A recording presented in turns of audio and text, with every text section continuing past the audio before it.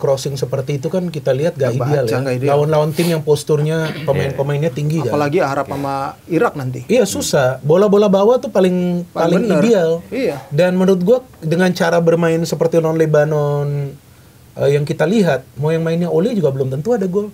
Karena Ole bukan terima bola-bola crossing gitu. Ole bola-bola bawah atau through pass itu dia lebih cocok. Tapi tapi kalau dikasih penjelasan, wah kita gak menang nih, tapi ball possession udah unggul. Wah menurut gue itu aneh juga. Apa kita memang cuma mau menangnya di ball possession? Kan enggak. Iya, benar. Sepak bola itu kan final score. Iya kan? Cetak gol, asalkan jangan pakai tangan. Ya kan kalau pakai tangan kan nggak boleh. Ya kan lu cetak pakai kepala, pakai lutut, pakai dada, pakai kaki, gol. Udah, mau gol penalti. Nggak apa-apa kayak lawan China. Tapi kalau soal formasi, mana yang mau dipatenin? 2 center back atau maksudnya dengan 4 back sejajar atau dengan 3 center back? Gue lebih aman 4 ya. 4 ya. Dengan para pemain yang agresif seperti sekarang.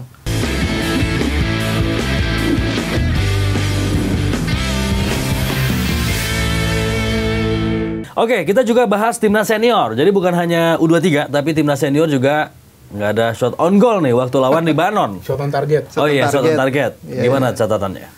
Kalau timnas senior secara permainan memang ada progresi, tapi secara ketajaman nggak juga.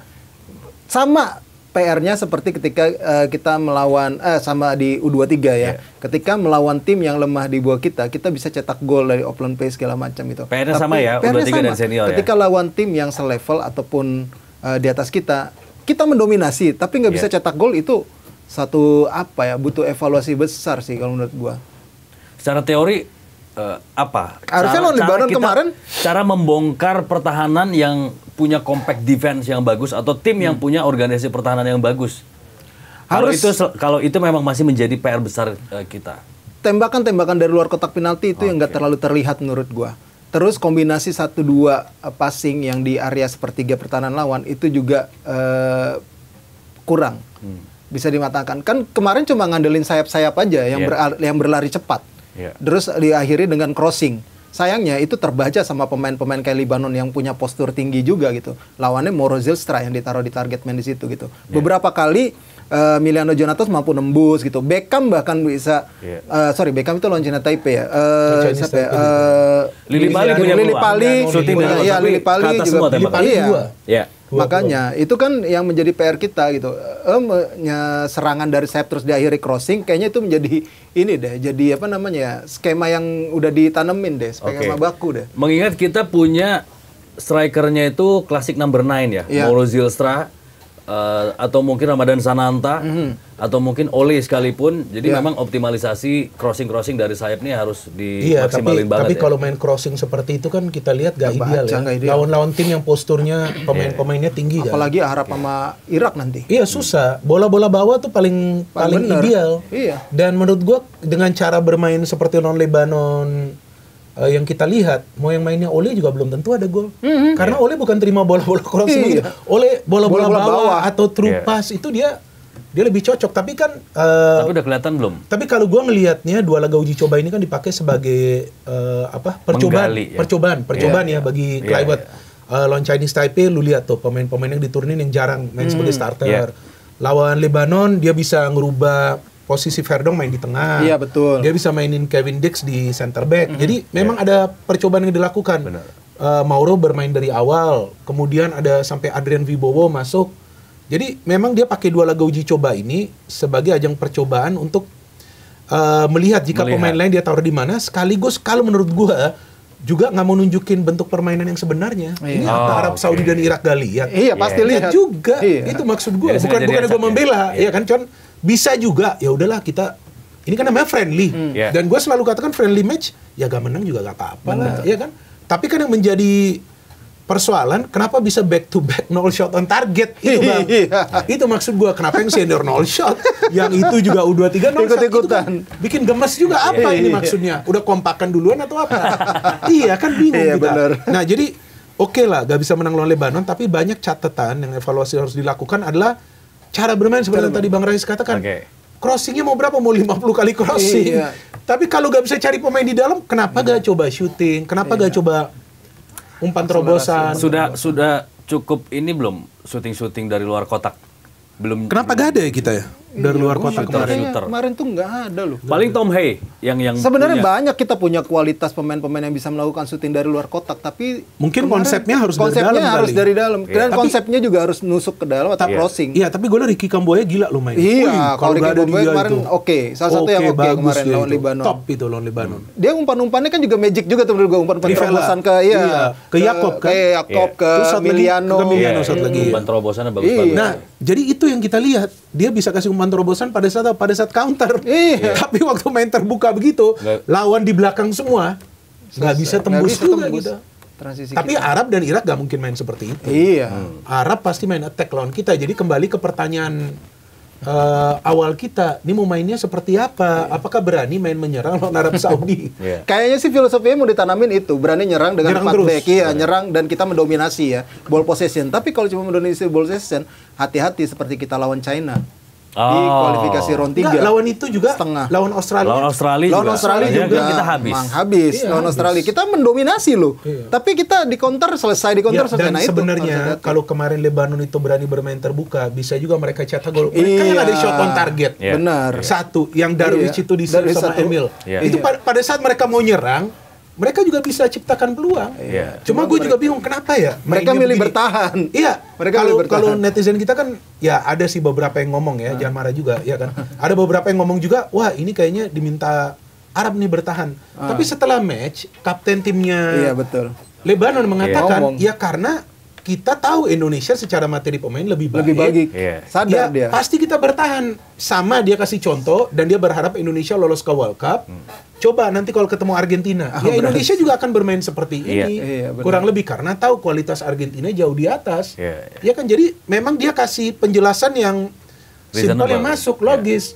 Ya kan, tapi kalau dikasih penjelasan, wah kita gak menang nih tapi ball possession udah unggul. Wah menurut gue itu aneh juga. Apa kita memang cuma mau menangnya di ball possession? Kan enggak. Sepak bola itu kan final score. Iya kan? Cetak gol asalkan jangan pakai tangan. Ya kan, kalau pakai tangan kan nggak boleh. Ya kan, lu cetak pakai kepala, pakai lutut, pakai dada, pakai kaki, gol. Udah, mau gol penalti.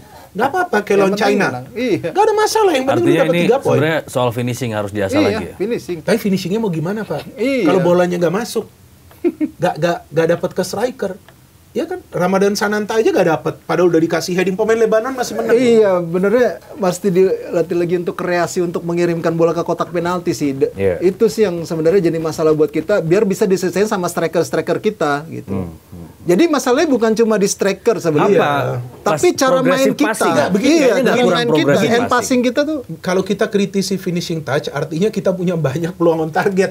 Kalau peluang on targetnya aja kita gak ada, dari mana kita mau ngomong finishing touch pemain? Iya, berarti bolanya tuh nggak nyampe ke strikernya. Atau nggak nyampe ke gawang. Kita selesai di final third kan, susah di situ. Tapi kita nggak bisa salahin winger kita juga, karena mereka diminta kasih bola sesuai konsep. Iya, makanya gue juga bingung juga sih kemarin, cara main yang tepat adalah bagaimana kayak Jepang bermain. Kalau gue ngeliatnya, kalau pengen jadi contoh ya buat kita gitu, dengan kualitas pemain yang kita miliki, harusnya bergaya seperti itu. Nah, Jepang filosofinya dari mana? Efektif, dia bikin sendiri. Oh, dia pasti berkiblat kepada Brazil tadinya kan. Dia banyak berkiblat kepada Brazil, terus akhirnya ke Jerman. Iya, ke Jerman. Karena banyak pemain mereka di Jerman yang dan efektif mainnya. Itu. Mereka punya skill tinggi tapi efektif dan efisien. Nah, lu tahu waktu kita main di Jepang kita kan parkir base juga. Jadi mereka bisa cetak gol 6. Nah, 6 terus berapa peluang? Emil juga save. Artinya ya mau tim main parkir base bisa juga. Bisa juga kalau kita bisa ngebongkarnya. Bisa ngebongkarnya. Karena mereka ada kuncinya. Kita kuncinya lupa. Jadi nggak bisa ngebongkar. Loh iya kan. Kurang kreativitas apa gimana? Itu bisa dibilang iya juga, tapi ya efektivitas, efisiensi dalam bermain dan apa ya, kita tuh masalah di final third sih. Itu masalah. Itu sih masalahnya. Kirim bola ke striker jago apa kalau nggak dikasih bola juga nggak bisa cetak gol gitu. Dia udah bergerak ke sana kemari. Zistra kemarin lumayan ini juga sih, kemarin lumayan mobile gitu loh. Cuma kan kitanya nih, selalu ke sayap, terobos-robosannya selalu telat. Betul, selalu ke sayap. Ricky juga kasihnya ke sayap, Kelvin juga ke sayap. Apa memang konsepnya gitu? Iya, memang pasti itu konsep. Pasti kan U23 sama senior mainnya sama. Sama. Konsepnya gitu, berarti lo cross ke sayap dulu, nanti di akhir dengan crossing, atau ada yang akselerasi dari sayap. Dan yang unik, cuma mentah. Dan yang unik, dua-dua pelatihnya kan juara champion. Iya benar. Kluivert juara champion, Vandenberg juara champion. Benar. Itu fakta kan? Fakta. Dan ya kayaknya kita sudah terbaca deh kalau main sayap kayak begitu. Tapi kalau lihat banyak pertandingan di Super League, ya memang banyak mainnya dari sayap. Ya, kemarin ada beberapa kali mereka coba melakukan kombinasi ya, tapi sudah selalu bisa ditutup dengan cepat, telat. Ini karena faktor formasi nggak? Wah, sih gua rasa kalau soal adaptasi kemarin mereka udah bisa adaptasi kok dengan formasi baru. Apalagi mereka pemain profesional ya. Dan sebenarnya ini bukan formasi baru. Bukan formasi baru. 4-2-3 juga. 4-2-3-1 itu bukan formasi baru. Dengan formasi 4-2-3-1 atau 4-2-3-1. 4-2-3-1. Yang cair bisa jadi 4-3-3 gitu ya. Maksudnya dengan formasi yang diterapkan, yang akhirnya membuat pemain tuh mindsetnya, oh gue mainnya gini nih gaya mainnya gitu loh. Aliran bolanya akan kemana? Ya kan itu balik lagi ke filosofi pelatihnya. Pelatihnya mau nyerang dari mana? Ya kemarin ada gelandang kreatif kayak Tom Haye aja agak sulit dia untuk memberikan umpan. Pasti larinya ke diagonal, pasti larinya ke sayap. Jadi nggak langsung ke depan. Kalau langsung ke depan juga gampang dimatiin karena udah telat dia. Udah terlalu cepat si Libanonnya untuk nutup gitu loh. Ya maka itu lawan Lebanon sebenarnya mainnya kan udah pakai 2 back gitu. Iya udah pakai 2 back, cuman Jesus dan Kevin Dix. Semua kan naik ke depan. Jadi artinya bukan soal 4 pemain bertahan atau 3 pemain bertahan.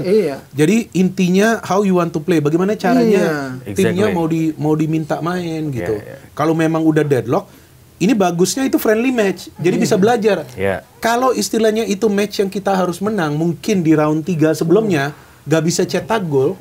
China itu berani main menyerang lawan kita. Pada saat itu Bahrain juga berani, maka itu ada celah-celah. Coba kalau parkir bis, belum tentu kita bisa cetak gol juga melawan mereka. Dan ini memang PR sih. Menurut gua, bahkan Rafael Strijk tuh di interview setelah lawan Laos, dia mengatakan kita melakukan banyak kesalahan di final third. Banyak hilang bola, banyak shooting yang nggak on target. Jadi memang ya mungkin kalau kita melihat ya lawan Lebanon itu semacam pelajaran lah bagi pelatih, bagi para pemain. Tapi gue yakin Arab Saudi dan Irak gak mungkin main bertahan.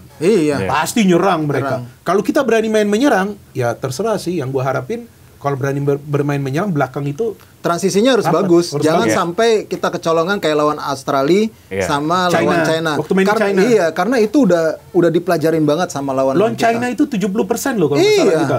Ngeri gak? Dan China taktis banget, efektif banget. 3 peluang 2 gol. Iya, benar. Makanya. Tapi kalau soal formasi, mana yang mau dipatenin? 2 center back atau maksudnya dengan 4 back sejajar atau dengan 3 center back? Gue lebih aman 4 ya. 4 ya. Dengan para pemain yang agresif seperti sekarang. Kalau 3, gue malah ngeri. 3 center back. Iya, 3 center back. Kalau pakai 3 back. Ngerinya kenapa? Karena takut transisinya kayak kejadian lawan China sama Australia. Itu aja sih. Enggak, lawan Australia 4 kan main. Waktu main di Australia 4. Terus berubah 3. Oh ya, berubah 3 ya, benar. Kan yang main Misil Gers, J.I. Jazz waktu itu kan, waktu di Australia. Di awal. 4-3-3 atau 4-2-3-1 awalnya. Tapi gak masalah sih menurut gue mau 4-3-3 juga, yang penting cara bermainnya aja. Iya kan, karena banyak tim juga pakai 4-3-3 sukses. Banyak tim juga pakai 3-5-2, 3-4-3 juga sukses. Tergantung pelatih, tergantung performa para pemain seperti apa. Dan yang paling penting ya kurangi kesalahan. Udah itu ya, kurangi kesalahan, apalagi di area pertahanan. Ini kan Arab Saudi kan pasti main banyak non teknis nanti. Arab Saudi itu first match lawan Arab Saudi itu final kita. Jangan kalah dulu lawan Arab Saudi. Lawan Arab Saudi imbang, lawan Irak itu harus keluar menyerang lawan Irak. Karena mereka gak ada faktor non teknis, Arab Saudi ada. Ya kan, Arab Saudi katanya 13 pemain. 13 ya. 13. Mau gimana caranya pokoknya. Nah, lu mau lawan tuh 13 pemain. Gimana caranya? Katanya. Tapi kalau kita lihat persiapannya Arab Saudi, wah ini ngeri juga nih. Mereka tur ke Eropa. Iya, benar. Nah, ini menarik. Tahu kenapa mereka tur ke Eropa? Gue nanya. Kenapa? Banyak teman-teman pelatih. Karena katanya sekarang mayoritas pemain kita memang bermain di Eropa. Jadi mereka lawannya tim-tim Eropa biar bisa ngerasa bener. Pintar juga loh mereka. Pintar mereka. Nggak kayak ya misalnya contoh lah kayak misalnya Irak pun ke Thailand karena khusus pengen lawan katanya gaya mainnya sama dengan Indonesia, padahal mah beda sekarang. Beda menurut gua. Tapi mereka bilangnya ini karena sama-sama tim Asia Tenggara ya, mereka ngelihatnya ya hampir sama lah, ngotot fisik, punya strength, punya kecepatan, nah itu hampir sama. Jadi memang semua tim yang itu berpikir, kita pun juga gitu ya, ngundangnya cuma masalahnya Kuwait gagal. Kuwait kenapa gak datang sih? Ada bocoran nggak? Nggak, kayaknya memang merekanya sih yang kacau, merekanya yang kacau. Kan mereka turnamen di Uni Emirat Arab juga batal ya. Tapi habis itu lawan Suriah. Habis itu main lawan Suriah. Iya, jadi memang mau nggak mau mereka manfaatin, ya nggak tahu lah, ada konflik internal. Sebetulnya kalau lawan Kuwait dan Lebanon kita bisa lihat enak. Lawan 2 tim Timur Tengah itu kan seperti apa. Makanya ya gue sih berharap kita mudah-mudahan nggak kalah non teknis aja. Tapi paling nggak kemenangan lawan Chinese Taipei kasih hiburan juga. Iya kan? Iya. Tapi sebenarnya udah ada gambaran tuh, udah dipegang belum nih formasinya, susunan pemainnya, tim intinya nanti untuk round 4? Kemarin sih udah kebayang ya sebenarnya ya. Kayaknya tetap Emil yang bakal jadi pemain utama. Emil ya. Terus pakai 4 back itu, gue rasa kemarin cuma coba-coba Kevin Dix aja buat alternatif. Jadi nanti kayaknya si J.I.J. sama Rizky Ridho kayaknya bakal jadi inti. Kalau gue ngeliatnya ya. Terus di kiri ada Verdong. Itu kemarin gue rasa buat menutupi di gelandang bertahan aja sih Verdong dimasukin. Dicoba lah sama ini. Tapi gue yakin nanti karena pada saat intinya Verdong bakal tetap ada di kiri, di kanannya Kevin Dix. Itu sih. Kalau 2 gelandang bertahan, entah kayaknya Tom Haye tetap akan menjadi pilihan utama, tapi kayaknya entah nanti ditemenin sama Nathan. Kemarin tuh oke loh Nathan. Benar. Mainnya oke loh. Iya. Ya atau nanti langsung Ricky Kambuaya dimainin. Enggak Joy. Iya. Joy Pelopesi. Iya, Joy Pelopesi ya, tapi Ricky Kambuaya juga pasti akan dimainin. Karena Ricky itu bisa memberikan daya kejut, tiba-tiba maju. Dia kan natural banget itu skillnya kan, susah dibaca ya. Ragnar sayangnya kemarin sakit kayaknya dia. Nggak main. Jadi kayaknya Ragnar nanti bakal dimainin sama Miliano Jonathan jadi bakal pilihan utama. Karena ini si Kluivert pun bilang ini pemain yang saya tunggu-tunggu juga. Dan cara mainnya memang gokil sih orang ini, masih muda dan bagus gitu loh. Cuma masalahnya di penyelesaian akhir aja dia. Kan ada tuh satu momen lawan China Taipei tapi dua udah momen. Zylstra juga punya peluang waktu lawan Chinese Taipei. Makanya udah gol. Tapi pelanggaran. Ya tapi ya intinya gue ngeliat sih nggak jauh-jauh. Oke, berarti tengahnya itu Tom Haye sama Nathan atau sama Joy. Terus Joy, 3 depannya ada Ricky Kambuaya juga di situ. Ricky Kambuaya. Depannya Miliano, terus si Ragnar harusnya main. Ragnar harusnya main. Zylstra. Menurut Bung Binder? Kalau gue berharap Ole kalau dia bisa main ya. Kayaknya berat. Kalau fit karena Ole itu udah gak perlu adaptasi lagi, dia udah tahu cara mainnya seperti apa dan dia sudah proof, sudah mencetak beberapa gol, bahkan penalti yang perlu dia selesaikan dia selesaikan. Tengah Joey, Tom Haye, Ricky Kambuaya. Tapi kalau ini menurut gua mungkin juga nanti gua salah, mungkin juga nanti Tom Haye masuk babak kedua tapi dimainin Nathan. Karena dia perlu gelandang-gelandang pekerjaan lawan Saudi. Ini mungkin ya. Kemudian di back ya idealnya sih J.I.J. sama Rizky Ridho. Idealnya ya kan, dan di kanan Kevin Dix oke, tapi sebetulnya gue lihat Yakob di kanan juga gila. Jadi bisa juga kemarin tuh dicoba biar mungkin nanti J.I.J. dan Kevin di tengah, karena Kevin mainnya di tengah juga di klub. Di kiri ya gue sepakat dengan Rais, Verdong. Kemarin itu sih ya dicoba untuk ngelabui Arab Saudi dan Irak. Ini mudah-mudahan nggak nonton mereka. Iya kan, mana tahu kalau nonton tahu dia. Bung Binder kan muka kan agak Arab-Arab nih. Wah, pandit Arab nih. Makanya sengaja ini gue tebelin dulu sebelum syuting ini. Oh, ini yang nendang kakinya Canatip Songkrasin kemarin ya? Coba. Katanya mau di ini loh. Muhammad Ali. Ini ya, mau disanksi ya? Iya, pasti itu sanksi gila itu. Itu pasti ada tambahan. Ada tambahan pasti dari FC. Oh, bisa jadi. Bisa ya? Bisa. Oh, regulasi ada? Bukannya regulasinya ada. Friendly kan AFC bisa nambahin. Kalau itu FIFA Matchday juga ya? Iya, FIFA Matchday. Bukannya itu hanya berlaku untuk uji coba selanjutnya, tapi bukan di pertandingan resmi. Nah, ini yang gue juga lagi pengen tunggu gitu, apakah nanti bakal absen atau enggak si Mohanad sama si Fran Putros ya. Kena kartu merah juga kalau nggak salah. Ya ini yang masih gue tunggu. Enggak lah, kayaknya resmi enggak, Bang. Kayaknya kalau harusnya itu friendly match sih. Iya, dia sesama uji coba aja. Untuk resmi tetap bisa main. Tapi kita lihat aja nanti ya. Mudah-mudahan malah berkurang gitu. Ini berlaku ke yang pas laga nanti lawan kita. Iya. Ngomong-ngomong nasibnya Marceng gimana dong dengan tambahan pemain-pemain baru ini? Kita nggak masukin dia ke line up ya. Padahal dia yang cetak 2 gol loh. Arab Saudi. Iya kan. Tapi ya memang berat lah kalau ngeliat performa dia sekarang turun ya. Turun. Entah kenapa ya dia mengalami penurunan performa. Apakah dia terpukul juga dengan banyaknya kritik terhadap dia gitu. Lawan Chinese Taipei juga mainnya begitu. Lawan Lebanon juga. Ya lepas-lepas mulu bola gitu ya. Kayaknya memang dia butuh kompetisi yang kompetitif. Mudah-mudahan ketika dia nanti di AS Trenčín di Liga Slovakia, dia bisa menemukan lagi performa terbaiknya dan saat dipanggil nanti ya udah oke lagi dia. Tapi kira-kira Trenčín bisa menjamin minute of play nggak untuk Marceng? Enggak. Kalau gue berharap ya dia kalau nggak balik ke sini ke Thailand lah udah. Thailand juga oke menurut gue. Tapi Trenčín kayaknya bisa ditaklukin deh. Soalnya Witan pun bisa naklukin Trenčín. Waktu dia di Trenčín, Witan, itu dapat menit bermain banyak. Sayangnya dia kayaknya homesick. Akhirnya memilih untuk balik waktu itu. Tapi di Trenčín bisa kompetitif nggak? Ya Liga Slovakia, ya, kalau bisa kompetitif harusnya bisa dia. Marcel lah. Witan aja bisa. Gue yakin sih harusnya Marcel bisa. Tapi Witan waktu balik ke sini dan Egy juga butuh waktu lama loh untuk adaptasi untuk kembali ke top performa, bahkan sempat gak dipanggil ke timnas. Makanya. Kalau seandainya ya itu urusan dia mau ke Trenčín ya bagus, ya kan dia tetap mau fight di Eropa. Tapi seandainya dia ke Thailand menurut gua gak buruk juga.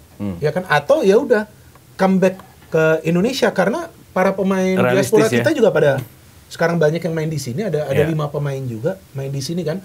Karena kita ingin melihat Marcelino seperti sebelumnya. Lawan Arab Saudi itu dia pilih, dia gocek dulu, dia shooting, itu gua aja kaget. Itu kalau gak gol, dihujat dia. Kalau gak gol, karena dia skill.